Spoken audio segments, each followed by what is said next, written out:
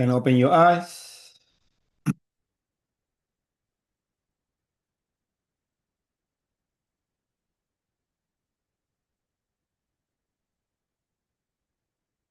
Welcome, everyone. It's nice to see all of you here. Some very familiar names, friends, new people that are interested in this practice. And yeah, it's a pleasure for me to gather together with you to share a bit more of about the practices that I have been following for about 2 years now. The session is about 90 minutes and it is a information session.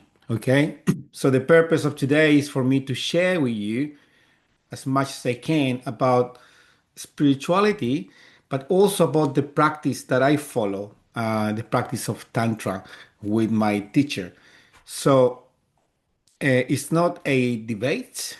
It's for me to share the practice I follow, which we carry a lineage, as you can see there on the screen. It's called Jnana Buddha Shiva. That's the practice we do. Okay, and it's a very particular lineage that has its roots very, very many, many years ago. So this is a very ancient practice that is being practiced for thousands of years. And this practice is passed down from teacher to student on a one-on-one basis. So this is a secret practice, right? So Tantra, the real Tantra, is a secret practice that can only be taught by a realized master or a guru or a spiritual realized teacher. So to put everything in context, I'm a student. I'm not a teacher, okay, in this practice. So I'm a student like all the other students. What I'm doing here is, as a student, I'm sharing what I do with my teacher. So then, if you are interested to follow or to go deep into these practices, you have an opportunity to also, join some of the study groups. I lead the study groups in Australia, but actually more than in Australia, I have people from Russia, from other parts as well. So my role in the whole thing, I'm the is head of students, something like that, you know. But I am a student, and my role is to share the practices with other people um, um, that are interested. So welcome. Before we start, I'm going to offer a small prayer. So let's find a comfortable seat.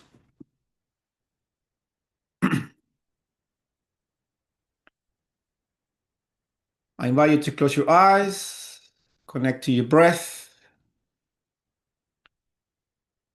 bring your palms together to the center of the heart.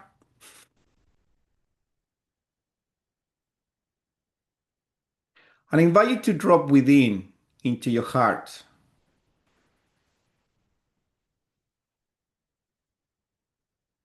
I invite you to drop within into your heart and connect with something you might be very grateful about. What is something you are grateful about in life? Something that evoke the feeling of love. Could be family, friends, nature, the ocean. Perhaps something that gives you wonder, like life itself, the universe, and the beauty of this world. So I invite you to connect with your heart and find something meaningful, something that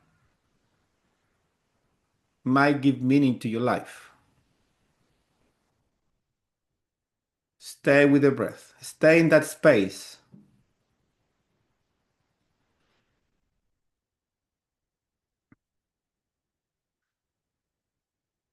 Om Namah Shivaya. Om Namah Shivaya. Om Namah Shivaya. Om Sri Mahaguru Namo Yanama. Om Sri Mahaguru Namo Yanama. Om Sri Mahaguru Namo Yanama.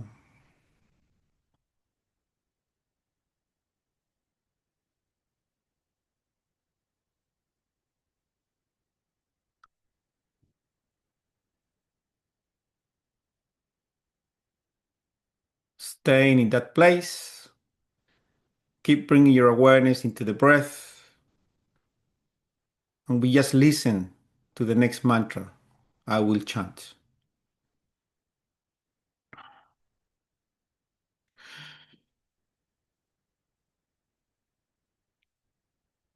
Om Shamani Wa Akiti Shamana. Om Shamani Wa Akyuti Shamana Ardaya Niwa Shamanamastu Ardaya Niwa Shamanamastu Womano Yata Washushaha Shati Womano Yata Washushaha Shati Womano Womano Bhadra Grata Woyantu Womano Bhadra Grata Woyantu Om Namah Shivaya. Om Namah Shivaya.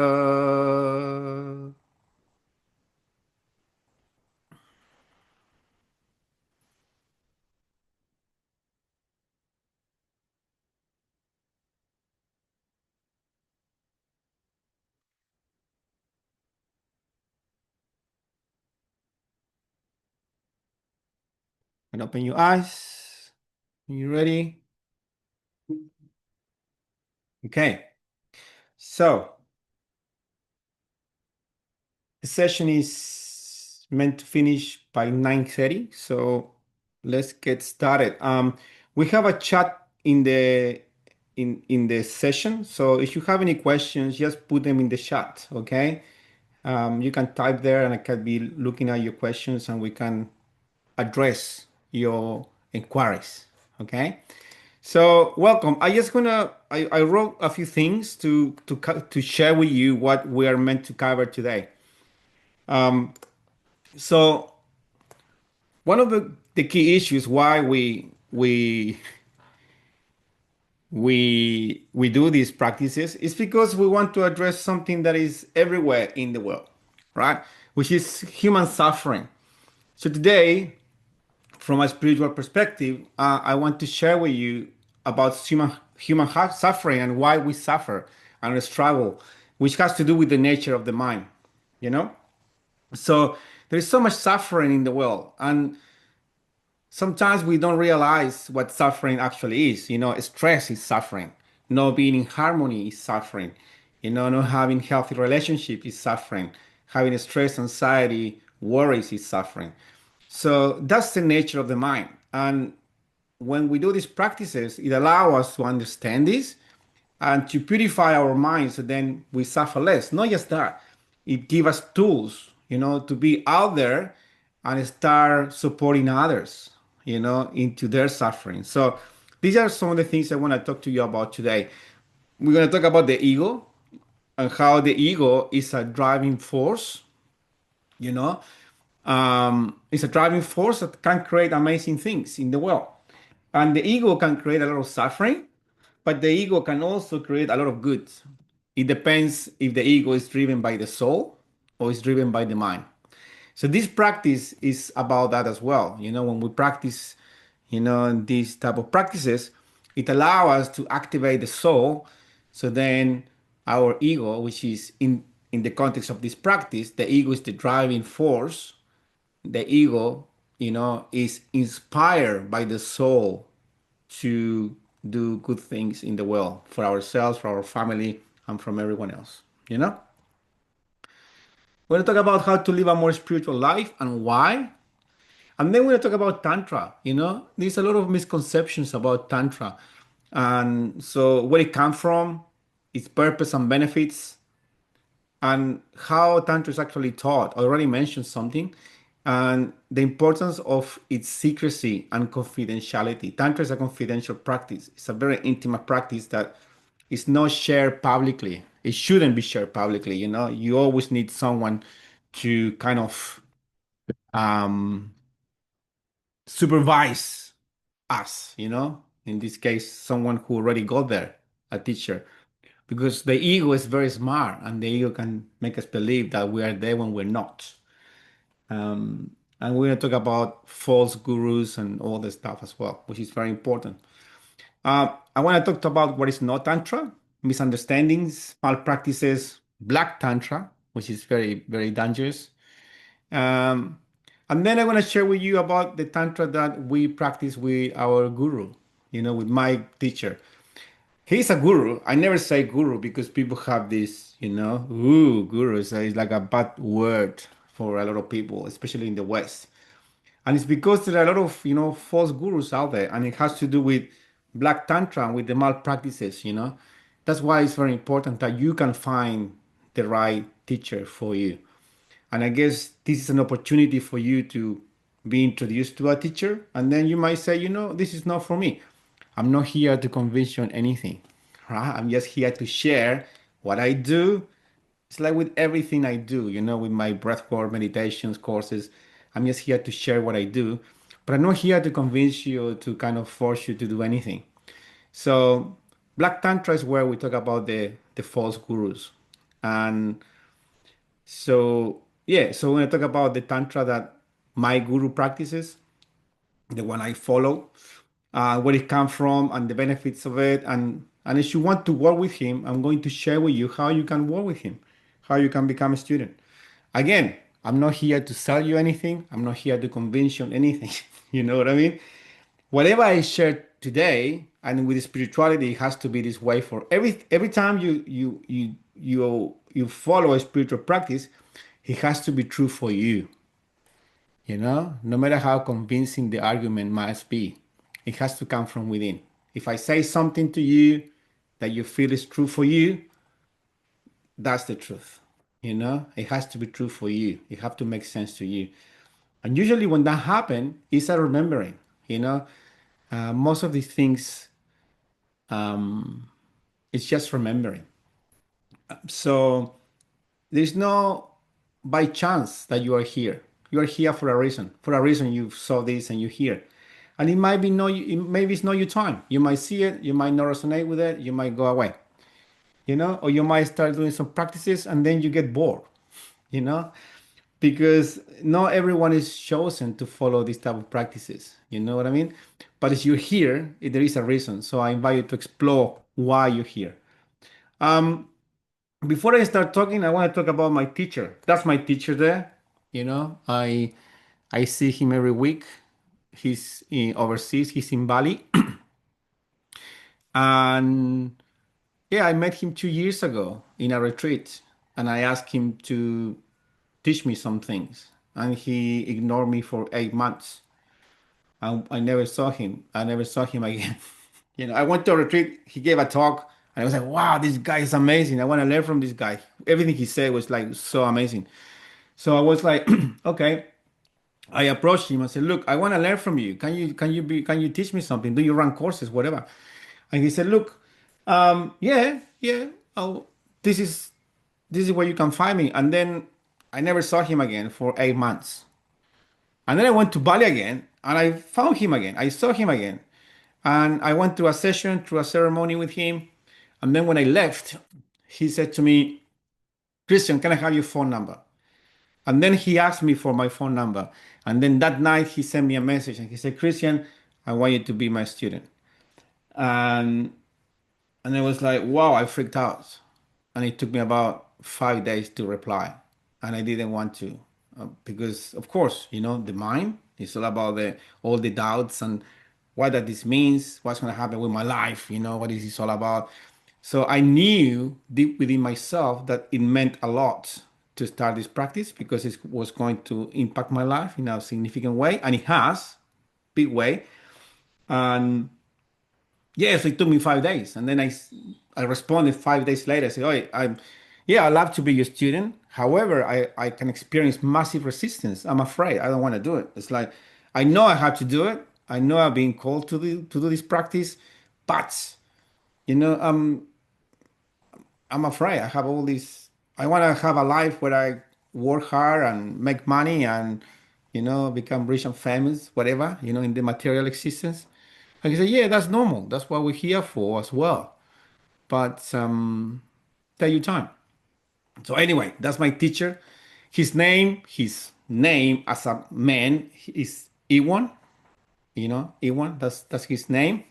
But his guru name, which is what he get after he get, you know,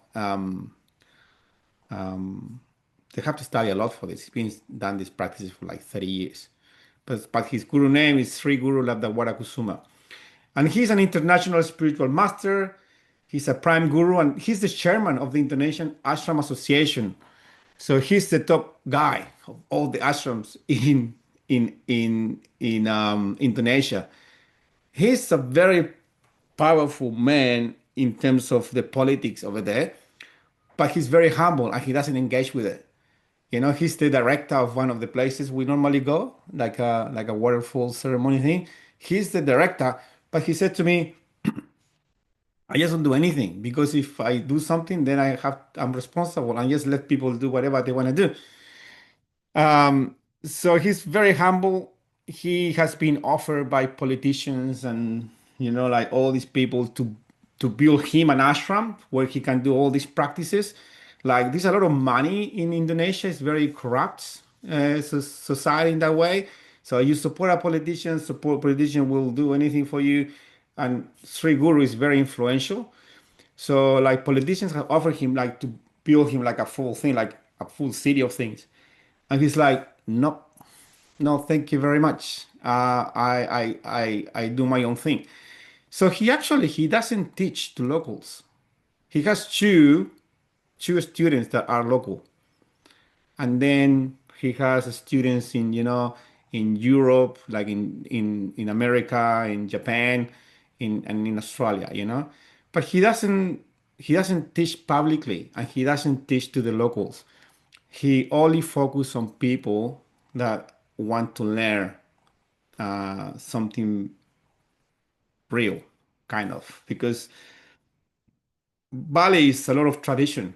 Bali, they do ceremony for everything. It's a very spiritual country, but it's all tradition. It's no real knowledge. So he teach knowledge. So he explained the following, that you have a teacher who comes here, like Jesus, for example. By the way, in this practice, we support all religions. This practice is not a religious practice. It's very important to remember that. It's a spiritual practice that shares knowledge. It's like when Jesus came, he wasn't Christian, he was someone with a lot of wisdom who taught things. And that happened with all the gurus in the past. So you have Jesus who came here, and you have Muhammad who came here with the same message that Jesus, and then you have Buddha who came here with the same message. So over time, you have different gurus that come along. And the gurus share the same message. They say, love each other, be kind to each other, we're all brothers and sisters, we all come from the same energy, God is the Father, and we all connected. Actually, they come with a message saying, be a good person, do good, and help each other. So you have knowledge that is usually brought by a guru. The guru brings knowledge, and Jesus was a guru. You know what I mean? Jesus was a realized master, and then this knowledge, people they have followers. At the beginning, very little. Jesus had 12. You know what I mean? Um, Very small group that believe in it, and then it becomes a religion. And then the religion, from the knowledge, the religion becomes tradition, and then the tradition becomes the culture of the countries. Culture is usually defined by that. So it's like these days, people get married, they dress in white, they baptize the children in a Christian society, and it's like they don't even practice the religion because now it become tradition. So Bali is all about tradition. It's not even about religion, it's tradition. But then they forget about the real values of the knowledge of why you're doing what you're doing.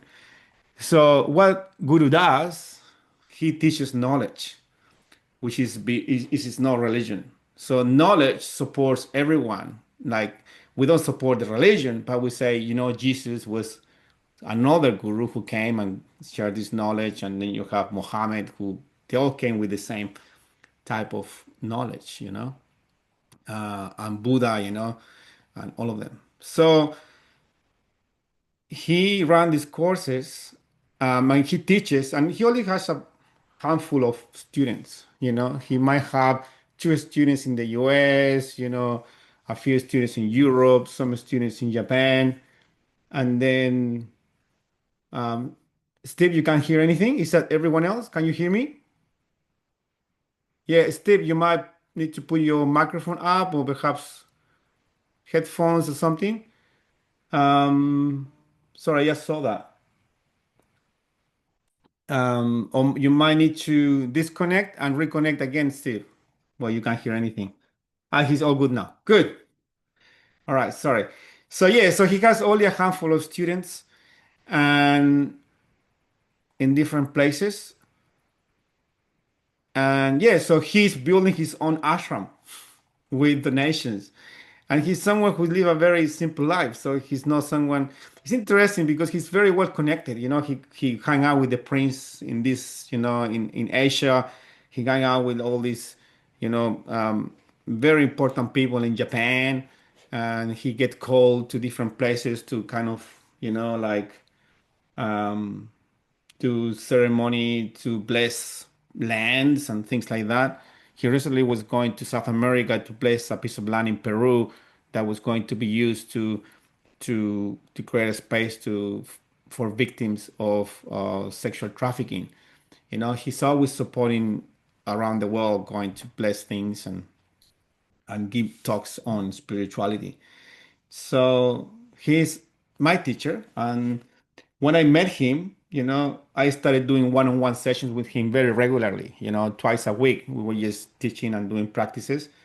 And then he said to me, Christian, you need to start teaching. I said, no, no way. He said, yeah, you need to start bringing people. So that's what I've been doing for the last 1.5 years. I currently run three different groups. I have a group in Spanish that I run on Mondays with people in South America. My mother is part of it, and she meet Guru, and it was like, wow, it's one of the most powerful moments I've seen when they met, and they interact. I was like, wow, my whole life was meant for this. Anyway, so have the Spanish group. We do a Wednesday group with the new group that started recently. And we have the Friday group, which is the group of people that have been doing this for a while. And now I'm planning to start a new group with another beginners group if anyone is interested. You know what I mean? To start another study group. So I work very close with Guru to do these things. And we not only just do the practices, but also we go to see him now and then, twice a year or 3 times a year. We organize groups and we go and see him to spend time with him and to learn from him and to do practice. Yeah, you might think which type of practice we do. We just do mantras. We chant mantras, and with the mantras, we use to purify the mind. They're very powerful mantras. They're all secret mantras. Anyway, so I'm gonna get started with what I with what I share, in the table of contents. So I'm going to stop sharing this, and I'm going to become here full screen. Okay, so we were talking about the mind and the origin of suffering. But before that, just quickly, from this teachings, I want to have a quick talk about why we're here. How did we made it here as humans, according to these practices. And at the beginning, there was nothing, right? And this nothingness was everywhere, but nowhere. It was ever present. It always existed. It has no beginning, no end, you know? So nothing was always there, you know? And nothing is nothing. So you cannot really explain nothing through the mind because when you explain nothing, you can explain it only by explaining that it is the absence of something, you know? So when there is nothing, there's no time, there's no space. Time and space start when something show up. You know what I mean? Because how do you know that there is nothing? You need something to observe the nothing. If you have nothing, so you have something, you can observe there is nothing. But if you have nothing, if there's not something there, there's nothing. There's no time, there's no space. So that nothingness was there, ever present. And then from this nothingness is all of this around us. Like, how did this happen? You know what I mean? So in our practice, we say that nothingness is God, is the ultimate, it's ever present, it's nowhere, but it's everywhere, it's ever present. It's like that's the nothingness, the ultimate, and we have a name for it. It's called Paramashiva, the ultimate God, that is everywhere but nowhere, right? So this nothingness, which is actually pure consciousness, it's pure consciousness. It's consciousness, but it's non-action. It cannot act. So it's a process in which this consciousness that is ever present manifests into energy. And this is what happened. Consciousness manifests into energy. And that's when you have the first origin of energy, you know? And then when this, at one point, when this consciousness, collided with this energy that was an expression of the consciousness. So when they collided, the energy with the consciousness, boom, Big Bang, you know? So just to make a reference of things, so you have the consciousness ever present in this, if you look at some different practices, in Christianity, you have the Adam and Eve, masculine and feminine. So the consciousness refers to the masculine energy and the energy refers to the feminine energy. So when masculine and feminine get together, boom, Big Bang. You know what I mean? And that's the story of creation from many, many different practices. They all refer to the same thing, like Shiva and Shakti, Shiva Shakti energy. So from this moment, all the energy, that is contained, in this Shakti energy, um, create a sound, and the sound carry the energy, and that sound was Om. And in that moment, everything started, and then planets came in, and then things came in, you know. So if everything was just made of energy, there's no life, right? There's no life. There's no life. It's just material things, like dead things. Everything is dead. It's just energy, energy. But then what happened? From that energy, you have a seed. So for that, material thing, you have a seed. And that's the seed that came in that created life. And in this practice, we say that, that's the seed of God or the God within or the consciousness. So there are different names for it. You can call it however you want it. Um, so creation around you, that's why you say that Mother Earth, right? Mother Earth, Mother Nature. That's the mother, and that's energy. That's the Shakti energy. All the material stuff come from energy. Material and energy is the same. When we talk about energy, energy is material, 100% material. But that energy that is material, it cannot create life without consciousness. That's the difference, right?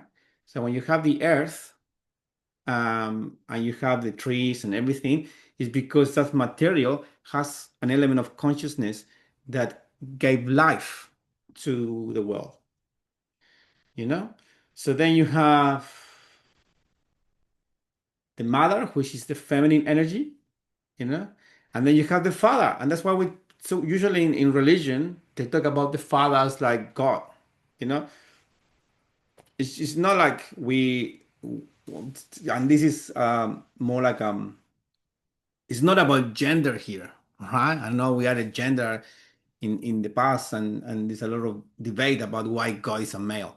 It's not like that. There are masculine and feminine energies without gender, just energy. And without any of those, there's life cannot exist, you know? So you have, as I said, the material and then the consciousness. And those two together create life.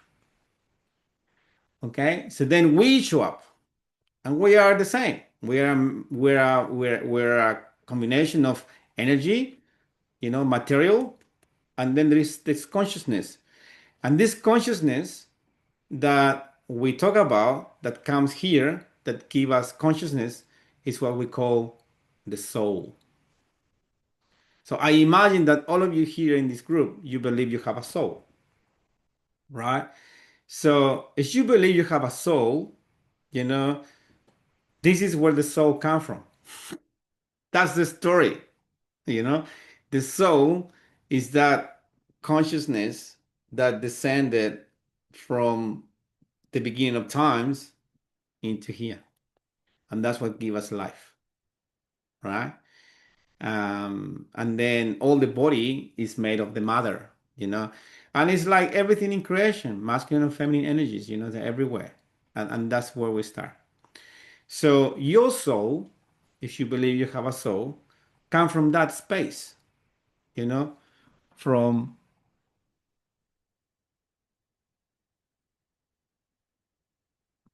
your soul come from that space, like the soul come from is the God within. And that's why when Jesus come here and you have the Father, the Son, and the Holy Spirit, they're all, and they say it's the same thing, the Trinity in Christianity, right? The Father, the Son, and the Holy Spirit, they all God ultimately. And in this practice, we acknowledge that there is a God within us. Um, However, for us to live in this world, we have given like a massive computer that lives here, right? We say that it's here, right? The mind, you know? Um, and the purpose of the mind is to keep us alive. It's not to make us happy, you know? So the nature of the mind is selfish. The nature of the mind is jealous. The nature of the mind is fear. The mind wants to protect us, you know. It's a great tool to keep us alive and to create things around us to make us more comfortable, to ensure that we are living to pass our genes to the next generation. You know what I mean? That's the nature of the mind. And you can see it all around, like most people in this world. You think about all the suffering in the world that is happening right now, and no one do anything about it. No one does anything about it, and people are being killed, people are starving, people are hungry, and we don't need to go so far. People, gossiping and blaming each other and not being nice people. That's the nature of the mind.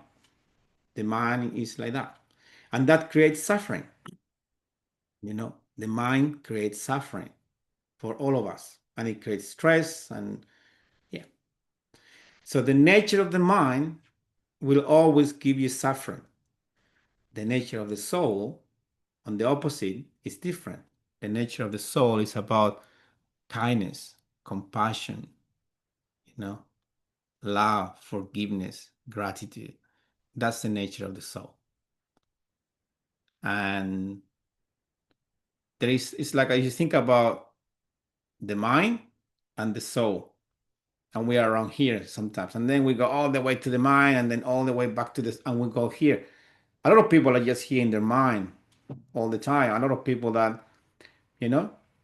So as we grow older, things happen to us. I always say this in my courses, like, and we stop trusting and we start accumulating trauma and suffering, or we grew up in a family that was very agnostic and you have to watch your back because no one, a lot of families that I've seen that you grew up in an environment that you don't trust anyone because your family is telling you you cannot trust anyone. There's an element of mistrust. So then it's all about, okay, if I don't look after myself, no one is going to look after myself. Or some of us, some people that grew up in a family that wasn't very supportive. So you learn that it's just you and no one else. So you have to look after yourself. And then we're all in the mind here. Protection and fear that people are going to take advantage of me or whatever. So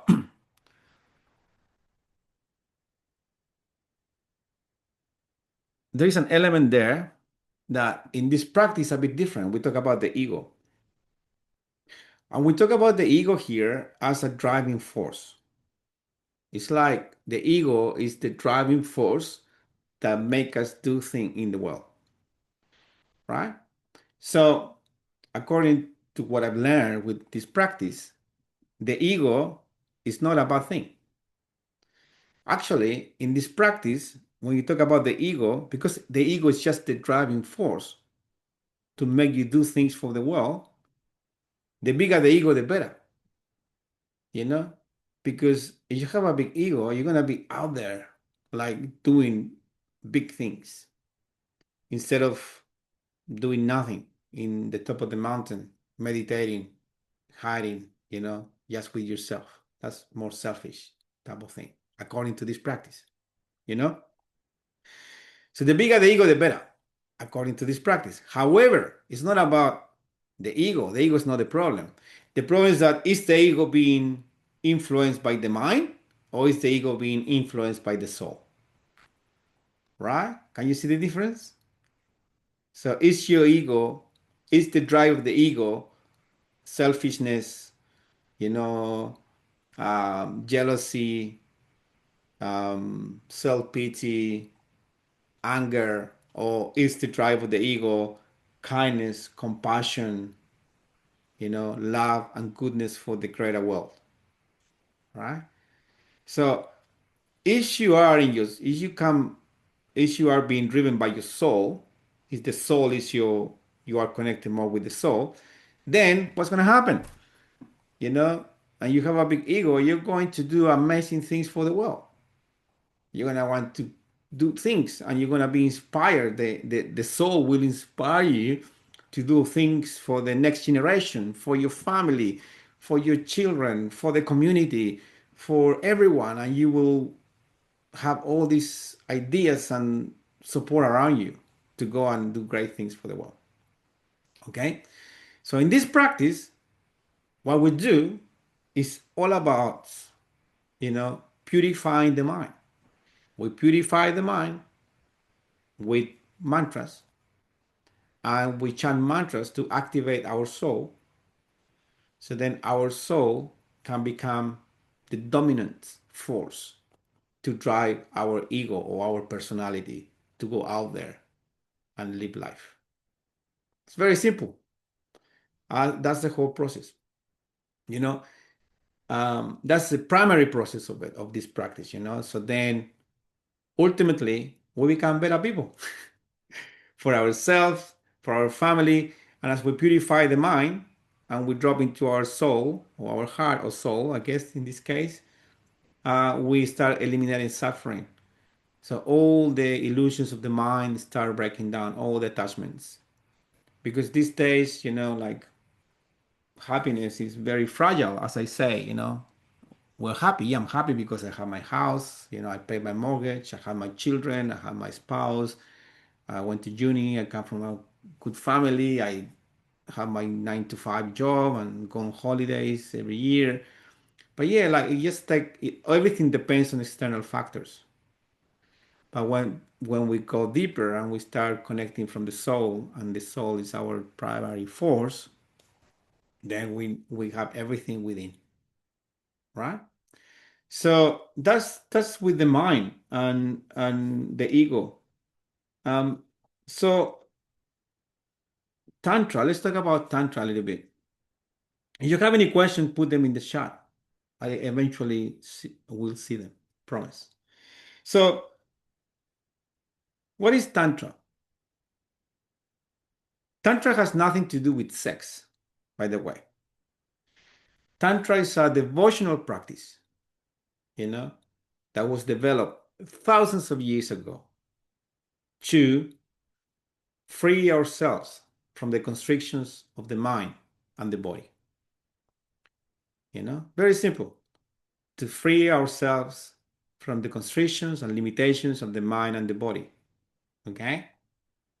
So, in that process, imagine, let's unpack this. If I free myself from the constriction of my mind, well, I mean, I always ask this question: where do your problem lives? When you have problems, where do they live? They live in your head. Everything, all the suffering you have ever experienced, all the bad situations, everything lives in here. Nowhere else. My problems live here. You're there. You're there. You're there. So my problems live here. So if I practice something that will free me from that, it means I'm free from suffering. I have no problems anymore. I'm free from it. And from the constrictions of my body, like illness, yeah, illness and all these limitations that we have, that we depend on food, on sugar, on all these things. So Tantra is a spiritual practice to free ourselves from ourselves, from our own self-pity, basically, and with the purpose of unite ourselves with something bigger than us. And what is something bigger than us? As I said before, is that God within, right? That you might call it love. If God is a difficult word for you, you can say love.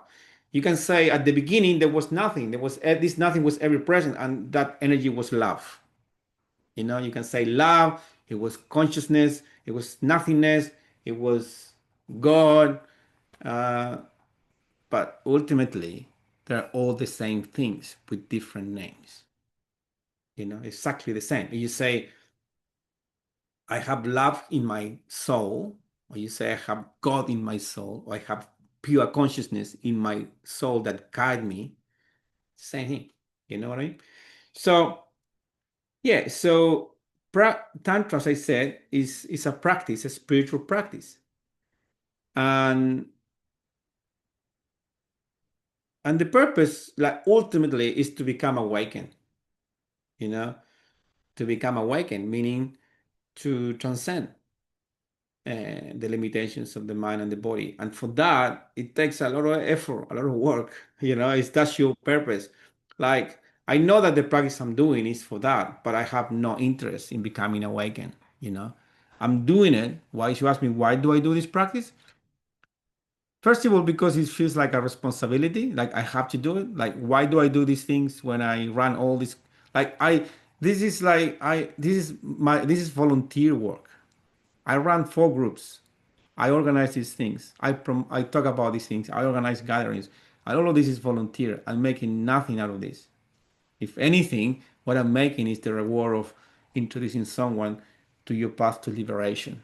And that's my payoff. So okay, I'm here to contribute. So I do this practice because it makes me a better person, and it gives me something that I cannot explain that allows me to help people and to make this world a better place. That's why I do it. It's not because I want to become awakened or have superpowers, which you still might have, but it's not for that. So Yeah, so Tantra is a spiritual practice. And how do we practice it? Mostly we chant mantras, we chant mantras. And I have like, this is my mantra book. And I have about, I don't know, 40, 50 mantras here that I chant, you know. And of course, when you start with a small set of mantras. And mantras are very powerful things, like they are magic words that have very specific purpose. Um, Mantras are like, like abracadabra. You heard that before, right? The magician is like, "Dee-dee-dee-dee, abracadabra, boom, grab a rabbit from a hat." It's like that, but then you have hundreds of mantras for different abracadabras. You say like abracadabra, he like so these particular mantras here, they're all secret mantras. You cannot find them anywhere on internet. You might Google it. There are no books about it. And this was an oral tradition, so they didn't have anything written. So these mantras are very powerful and they have different purposes: to remove the darkness within, to align my soul with my mind, to purify my hands, to purify my thoughts, to purify my speech, to purify my actions, to connect with the energy of courage, to invite abundance, to there are different type of mantras, and all of them have a specific purpose. Okay. Um, so yeah, like when you practice Tantra, is you talk to other people like Marco, as you know Marco. Marco is also a Tantra practitioner from Buddhism. He does Buddhism Tantra, you know. It's the same. It's about spiritual practice. And it's interesting because in Tantra, it's like you pray to something. Like I always ask people, says, yeah, I don't believe in God, whatever. I say, have you ever prayed to something? And I ask you right now, yeah, have you ever prayed to something? Even if you didn't know what you were praying for, when you are like in deep trouble and you're like, oh, shoot, I'm about to die here or whatever. Have you ever prayed to anything? You know what I mean? And if you say yes, so okay, um, what did you pray to? I don't know. I prayed to something. Well, that something is what we pray to, you know? And in this case, in this practice, in tantric practices, you call it Shiva. Shiva is is in Tantra the deity we pray to, you know? And basically, the idea of this practice is that you pray to something or you pray to Shiva until you realize that what you're praying to is actually yourself. And then you realize, oh wow, that's me. Because ultimately, that God within is Shiva himself, and that's you. So you are Shiva, each one of you. It's like saying in Christianity, you are Jesus. You know. By the way, all these scriptures, you think about Jesus' story, which is they're all analogies. Those are not textual books. They're all um, books that they have a truth within, but it's not literal. So when we see the value that those books bring, they bring a lot of wisdom. And yeah, if I say you are Shiva, Shiva's within yourself, it means that greater consciousness, which is the God consciousness that was ever present from the beginning of times, with no time, no space, no everything, is a part of that is within yourself. And that's your soul. And this practice allows us to activate our soul, to purify our mind, to purify our body, so then we can live a life that is more aligned from the soul. And perhaps one day, we might even become, liberated and awakened. Okay? That's what Tantra is. And those are the benefits. Now, misunderstanding. Um, First of all, why do you need a teacher? People say, I am my own teacher, I am my own guru. Yeah, I am my own guru too, but I'm experiencing my guru through my and purify mind. Right now it's like everything is spiritual that you might experience. It's coming through your mind ultimately. So it's coming from here, but it's got to your mind, and it's your mind is full of, you know, things from the past, trauma, conditioning, judgment. You know, the judgment is going to be a cloud around your experience. So the guru is someone who already purified his mind enough to see his guru within, right? Is someone who is already not biased by his own mind. That's the real guru, right? The real guru is a spiritual teacher who already transcended the limitation of his own mind, and he can, in ceremony, connect with the real guru within, which is something we cannot. And why we cannot? Because the mind is in the way and the mind is not fully purified.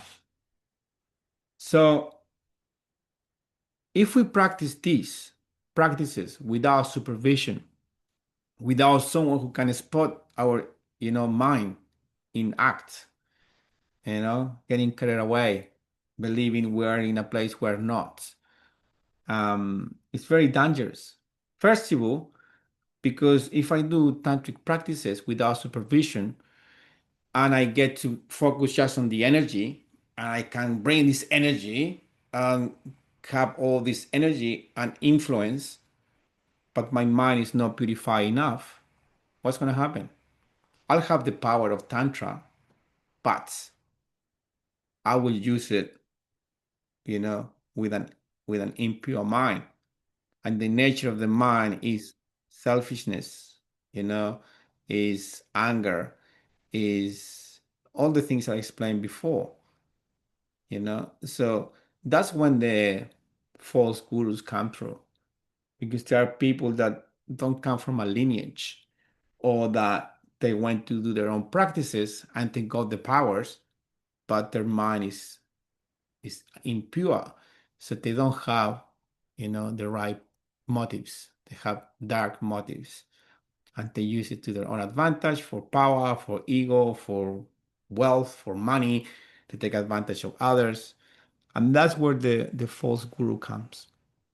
So that's why it's so important that you can find a guru you can trust, that you can see that it is, um, someone who is in a place of, yeah, you know it, you know it when you see it, when you find it.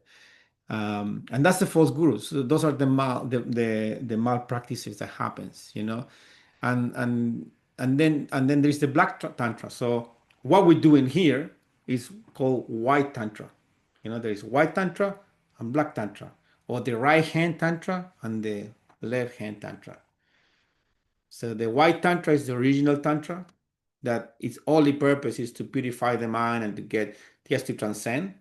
That's the thing. And then you have people that say, "Oh, look, this is great.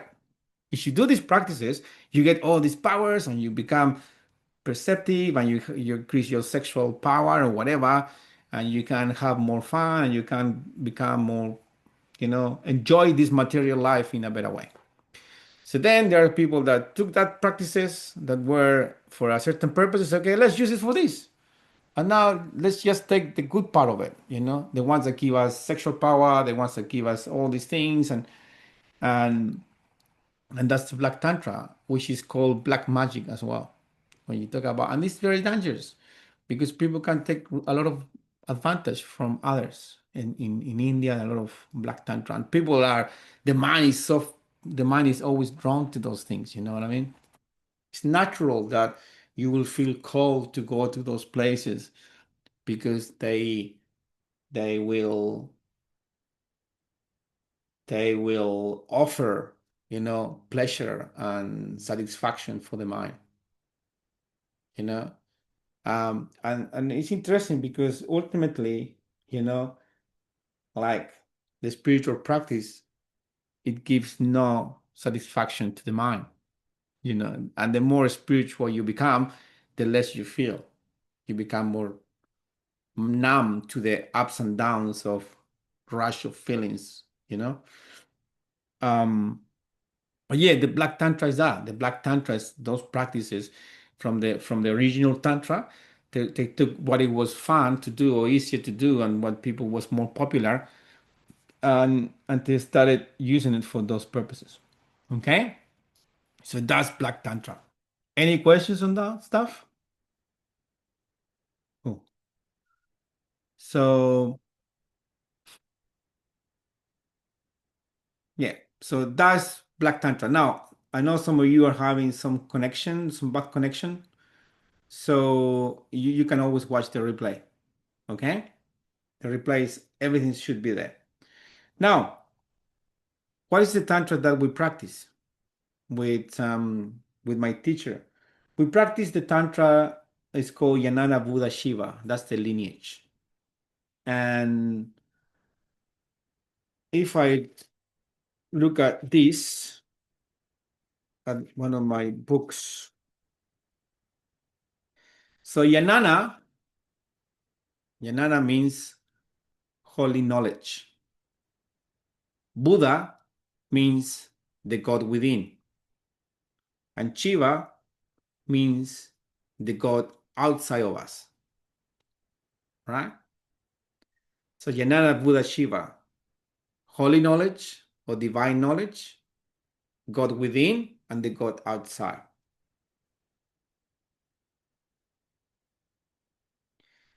So if we practice Jnana Buddha Shiva and we continue to purify the purification process with the Guru who does the blessing, um, the holy knowledge will grow within us. And the holy knowledge is that comes from intuition, like the divine knowledge, the guidance that is doesn't come from the mind, that we don't learn through the five senses. So we can grow that knowledge within us, and then this knowledge will then influence the mind, where brilliant inspirations will be realized. The mind will also be inspired to take action that will be aligned with the greater good of all. So the purpose of this practice is to purify the mind, activate the soul, download the knowledge from above, and then be driven to do great things for the world. That's all it is. And how do we do that? We chant mantras, we do some secret pranayama practices. That's what we do. And then if we feel like going to meet the teacher, we organize trips to go there. And we're going in October, and we meet him and we do work with him. So yeah, that's what it is. And the only thing we need to do is to commit to a daily practice, of like half an hour a day where you chant some mantras, and then you receive new mantras, and the mantras are given by the guru. So if anyone is interested in following this, the way to go about it is like we have an initiation session with guru. Guru will, you know, do the blessings and the initiation online. He will give you the mantras, and then from there you start practicing. I will meet with you once a week to do a practice together, and then Guru will come once a month to run the practice himself. So we do 3 sessions together, and then one is led by the Guru, and the Guru will chant with us. He will give us a blessings, and that's it. There is no cost for this. We don't pay anything. Um, there's no cost. Guru doesn't charge for this. But we do offer a monthly donation, which is voluntary. Everyone, donates based on what you have, what you can offer. I donate myself. It's like I actually kind of pay to do this work as a donation, and the donation goes for Guru to buy food, you know, and to keep building the ashram. So yeah, that's kind of what we do. Um, that's how you can work with him if you are interested. If not, I hope this is a session that can allow you to have a more deeper vision or understanding of what this is all about. And just to be mindful about spiritual practices out there, because a lot of people are calling themselves spiritual or they're offering spiritual things that they don't have much of spirituality in them. I can see them, which is okay. There's a space for everyone. But is not, Tantra is a dangerous practice because if you get an activation and you get the Kundalini awakening activated and your mind is not stable, you might become cuckoo. You might end up in a mental worth hospital if you get a Kundalini activation. Um, or if your body is not strong enough and you get the energy, you might get fried in the process. You might die. It happens. People die in India from these practices because the mantras, the blessings, the breathing techniques are so powerful that create physiological transformations in your body. And then when you practice this for a long time, there is the potential for you to have an awakening that your, prana shakti in your base chakra might activate and come up. And if the prana come up, you get an awakening and you don't have a teacher, like a guru who knows what to do. In the West, they will say you have a psychopathic, you know, episode, and they're gonna log you in. So that's why you need a teacher and you need a support community that know what's going on. So be mindful of the places you go. Like if you go to India or if you're around here and you go to places where they offer things like that. Because this is not something that happens in a 2-hour class. It's a lifelong practice. And even like that, it might never happen. This might be just your first introduction in this life. Um, yeah. So that's pretty much what it is. If you have any questions, put them in the chat. I'm going to share a few slides more of this thing that I was sharing before.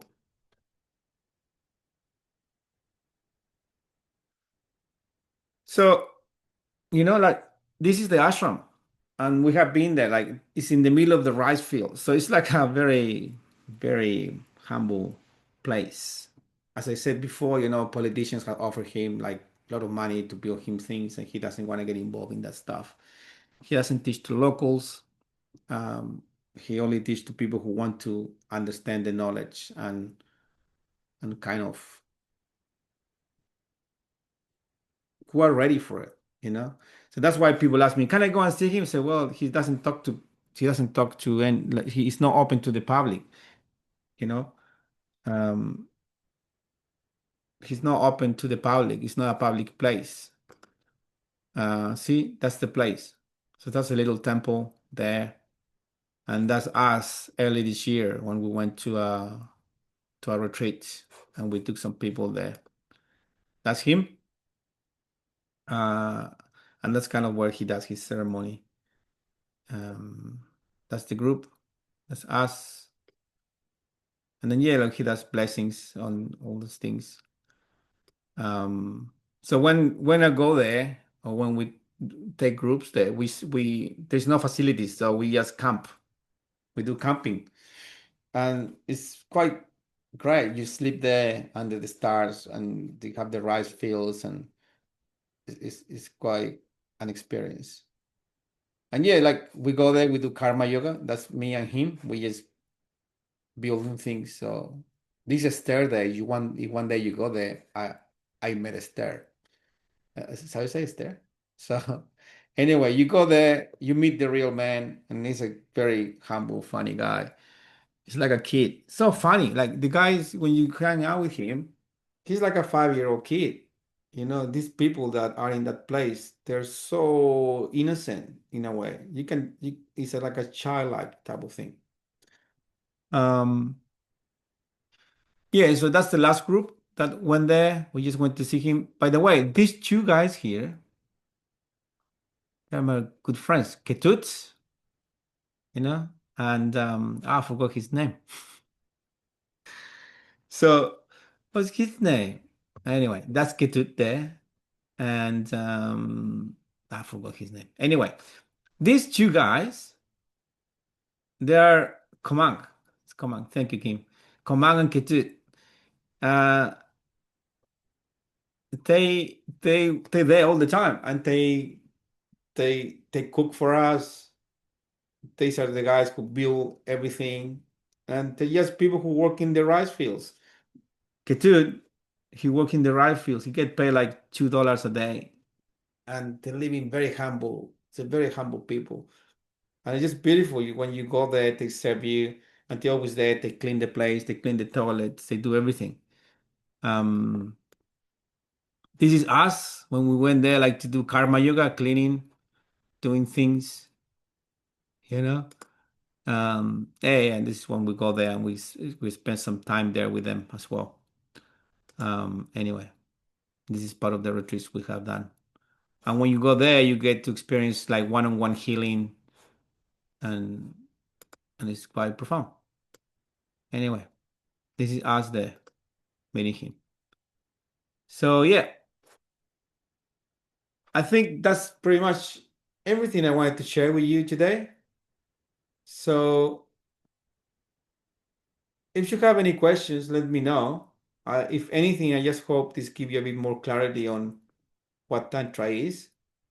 And if you want to do this practice, there will be an opportunity, I guess, to meet next Saturday at the same time with Guru. I'm gonna get him to ask him if he's available to meet us at 8 in the morning to do a session with us where we can um, share more. And if you want to join to have an initiation, and then you can start practicing. That's all it is. I don't think I have anything else to say unless you have any questions about anything. Does anyone have any questions before we go? It's 9:07. Does anyone have any questions? Are we good? We're good. All right. So before we finish, I invite you to close your eyes for a moment. Just drop into your heart.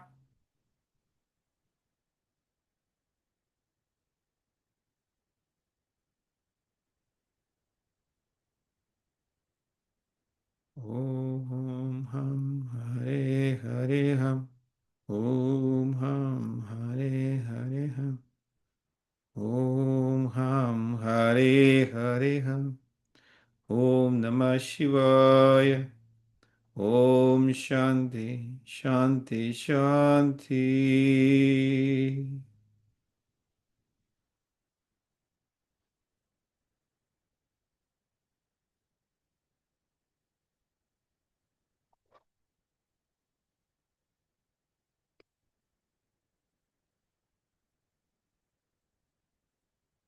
Thank you so much, everyone. You can open your eyes.